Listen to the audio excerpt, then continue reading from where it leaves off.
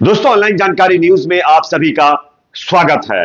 HMPV एक ऐसा virus जिसने पूरे देश के अंदर हड़कंप मचाकर रख दिया। आप सब जानते हैं कि चीन से लेकर के हांगकांग, इसके साथ साथ कई देशों के अंदर यह लगातार पैर पसारता हुआ नजर आ रहा है और इसकी चपेट में अब तक कई लाख लोग आ चुके हैं।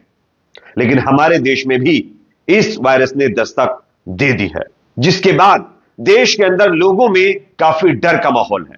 आखिरकार लोग ये सोच रहे हैं तो करें क्या। आप सब जानते हैं कि कोरोना के बाद लोग अभी भी बहुत सारी प्रॉब्लम्स को फेस कर रहे हैं। ऐसी सिचुएशन में ये एक और नई मुसीबत पूरे देश के लिए एक तरीके से डर पैदा करने वाली है। तो इस वीडियो के जरिए से हम आपको इसके बारे में थोड़ा जानकारी देने वाले हैं कि दरअसल एचएमपीवी ये जो मुसीबत आने वाली है, इससे आप कैसे बच सकते हैं, इसके लक्षण क्या है, यानी सिम्टम्स क्या है, और सरकार ने इस पर अब क्या कहा है। इमरजेंसी जैसे हालात दोस्तों बनते हुए नजर आ रहे हैं। और क्या आगे तमाम सोशल मीडिया पर यह भी चर्चा हो रही है कि लॉकडाउन लगने वाला है, तो क्या वाकई लॉकडाउन लगने वाला है, इसके बारे में भी हम आपको जानकारी देंगे। उससे पहले एक छोटी सी रिक्वेस्ट आपसे करेंगे दोस्तों, अगर ये वीडियो आपको पसंद आए, इंफॉर्मेटिव दिखे, तो इसको लाइक जरूर करके जाइए। चैनल पर अगर आप नए हैं तो सब्सक्राइब करने के बाद बेल आइकन को प्रेस करना ना भूलें। बात करते हैं पहली खबर की। सबसे पहले स्क्रीन के ऊपर मैं आपको खबर दिखा रहा हूं, आप इस खबर को देखिए। यह कल की खबर थी, चीन के एचएमपीवी वायरस की भारत में दस्तक, 3 बच्चे संक्रमित, स्वास्थ्य विभाग ने इमरजेंसी मीटिंग बुलाई है। अगर इमरजेंसी मीटिंग बुलाई जा रही है तो कुछ ना कुछ तो गड़बड़ जरूर है। हालांकि इसको लेकर के अब जो ताजा अपडेट सामने आ रही है वो इससे भी ज्यादा चौंकाने वाली है। कल आप लोगों ने देखा कि 3 केसेस इसके थे, और आज की जो अभी थोड़ी देर पहले की अपडेट मैं आपको दे रहा हूं, ये केसेस बढ़कर 6 हो चुके हैं। भारत में एचएमपीवी वायरस के 6 केस आए हैं, जिसमें कर्नाटक और तमिलनाडु में 2-2, बंगाल और गुजरात के अंदर 1-1 बच्चा संक्रमित पाया गया है। और अभी तक जो ये मतलब जो है वायरस एक तरीके से डिटेक्ट किया गया है, वो छोटे बच्चों में पाया गया है। जो छोटे बच्चे होते हैं ना, उनमें ज्यादा पाया गया है। तो बेहतर यह है कि हम सबको चाहिए कि अपने बच्चों को घर में ही रखें, बाहर ज्यादा ना निकलने दें। हॉस्पिटल वगैरह तो बिल्कुल भी मत ले जाइए, क्योंकि प्रिकॉशंस वगैरह उस तरीके से प्रॉपर आप ले नहीं सकते, तो आप बच्चों को ना ही ले जाएं तो बेहतर है। अब 6 केसेस फिलहाल भारत में आ चुके हैं, और सबसे चौंकाने वाली बात यह है कि एचएमपीवी चीन में भयानक रूप ले चुका है। अगर चीन की मैं बात करूं तो चीन के अंदर देश में आपातकाल जैसी स्थिति बनती हुई नजर आ रही है। भारत में भी इसके मामले लगातार बढ़ रहे हैं। अब तक भारत में, जैसा कि मैंने आपको बताया, 6 केस आ चुके हैं, और इसको लेकर के अब सरकार की तरफ से भी कहीं ना कहीं एक तरीके से एक्टिवनेस देखने को मिल रही है।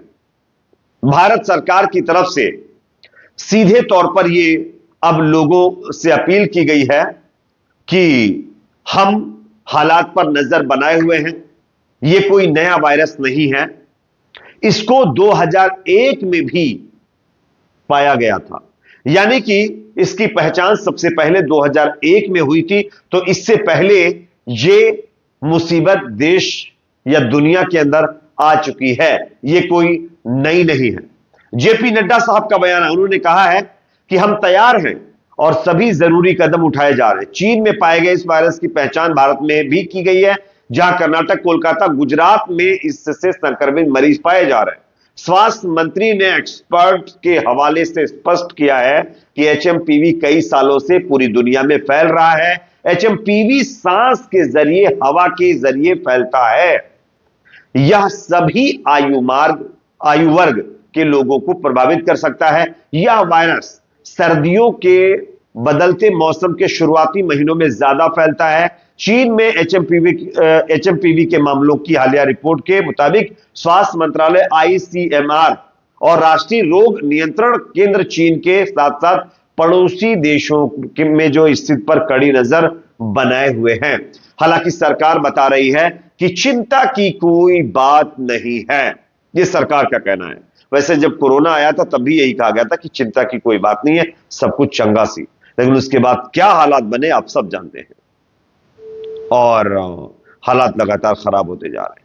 अगर मैं बात करूं कि ये किन किन देशों में अभी तक पैर पसार चुका है या पैर पसारने की कोशिश कर रहा है, तो उसमें कुछ नाम सामने आते हैं, जैसे कि चीन पहला देश, उसके बाद हांगकांग है, मलेशिया है, सिंगापुर है, जापान है। इन तमाम जगहों पर डेली हजारों केसेस इसके मिलने शुरू हो चुके हैं।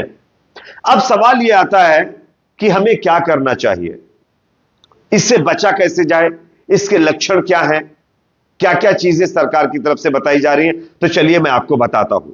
सबसे पहले मैं आपको बताता हूं कि बचने के लिए आपको क्या करना चाहिए। देखिए, सबसे पहले खांसते या छींकते समय अपने मुंह और नाक को रुमाल या टिश्यू पेपर से ढक कर रखें। दूसरा, अपने हाथों को बार बार साबुन या पानी अल्कोहल आधारित सैनिटाइजर से धोएं। उसके बाद यदि आपको बुखार है, फीवर है, खांसी और छींक है, तो सार्वजनिक जगहों से यानी भीड़ भाड़ वाली जगहों से जाने से बचें, दूर रहें। खूब पानी पिए, पानी जितना आप पी सके उतना बेटर है। हम सबको 4 लीटर से करीब करीब पानी डेली पीना रहता है, तो उस मतलब जो है चीज को मेंटेन रखें और पौष्टिक आहार लें, बेवजह के खाने ना खाएं। संक्रमण को कम करने के लिए सभी क्षेत्रों में पर्याप्त वेंटिलेशन सुनिश्चित करें, यानी कि वेंटिलेशन प्रॉपर तरीके से होना चाहिए। ठीक है ना। तो ये सब चीजें हैं, पर भी गौर करना जरूरी है। जो चीज आपको नहीं करनी, उसमें किसी से हाथ ना मिलाएं। जो कोरोना का हाल था वही हाल अभी भी है। हैंडशेक ना करें। इसके साथ साथ टिश्यू पेपर और नैपकिन का पुनः उपयोग ना करें, यानी दोबारा ना करें। बीमार लोगों के साथ संपर्क में ना जाएं, उनसे संपर्क में जाने से बचें। अपनी आंख, नाक और मुंह को बार बार छूने से बचें। सार्वजनिक स्थान पर थूकने से बचें। डॉक्टर की सलाह के बिना दवा लेने से भी आपको बचना चाहिए।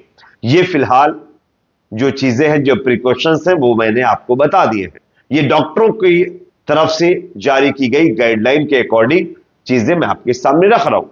और एक चीज मैं आपको बता देना चाहता हूं कि बहुत सारे लोग सोशल मीडिया पर बता रहे हैं कि भाई लॉकडाउन लगने वाला है, लॉकडाउन लग जाएगा, ऐसा हो जाएगा, वैसा हो जाएगा, फलाना ढिमकाना। ऐसा कुछ नहीं है। लॉकडाउन वाली कोई बात नहीं है। फिलहाल सरकार की तरफ से सरकार ने कहा है कि हम इस चीज को मॉनिटर कर रहे हैं, इस पर काम कर रहे हैं और इसको लेकर के कैसे सावधानियां बरती जाएं, इसके लिए लगातार डॉक्टरों की टीम को लेकर के काम किया जा रहा है। तो फिलहाल ये चीजें हैं। अब आपके हाथ में है कि आप क्या करना चाहेंगे। हॉस्पिटल्स वगैरह में बेवजह ना जाएं, बाहर ट्रैवल करने से बचें, जितना हो सके उतना बचें, और बच्चों को हॉस्पिटल वगैरह भी ले जाने से बचें। ये बेहतर होगा आप लोगों के लिए। खैर, इस पर आपकी अपनी राय, अगर कोई आप सवाल, कोई क्वेश्चन है तो कमेंट सेक्शन में जरूर रखिए।